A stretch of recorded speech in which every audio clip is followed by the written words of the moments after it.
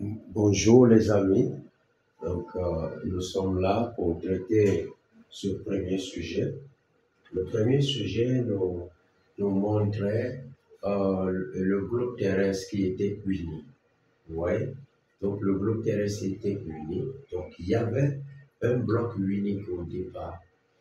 Et au niveau du deuxième schéma ou de la deuxième carte, vous voyez que les blocs commencent par dériver, les blocs s'éloignent les uns des autres.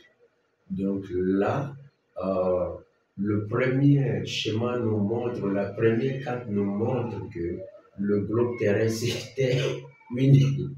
Donc, les continents étaient unis au départ. Et puis, arrivé à un moment donné, ces continents commencent à dériver. Donc, les continents s'éloignent les uns des autres par le jeu des blocs, des plaques lithosphériques quand même. Parce que les plaques se déplacent les unes par rapport aux autres. Donc, c'est ce que nous voyons au niveau du deuxième schéma. Voilà, au niveau de la deuxième carte. Et nous voyons que pratiquement les continents sont distancés.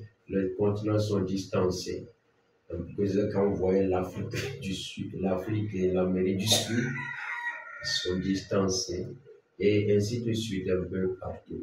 Voilà. Donc, et ça nous rappelle un peu ce que Wegener nous a proposé dans la théorie de la dérive des continents.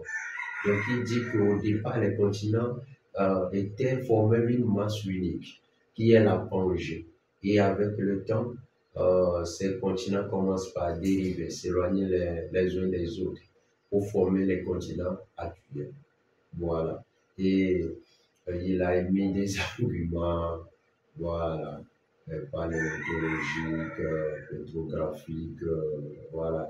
Ainsi de suite, il a émis beaucoup d'arguments qui ont étayé sa théorie de la dérive des continents. Voilà. Et au fur et à mesure, comme sa théorie a présenté des limites, alors elle va poursuivre et va essayer de nous mettre en place la théorie des fonds océaniques. Voilà. Merci beaucoup. Donc, je peux même combiner les deux sujets.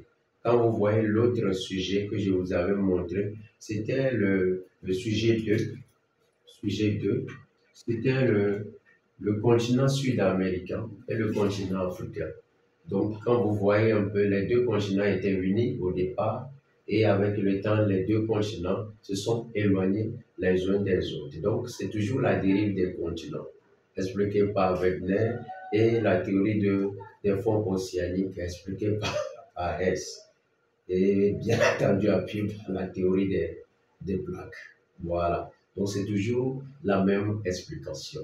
Et ceux qui ne se sont pas encore abonnés à notre page, abonnez-vous massivement à la page, likez les vidéos, partagez la chaîne pour aider quelqu'un.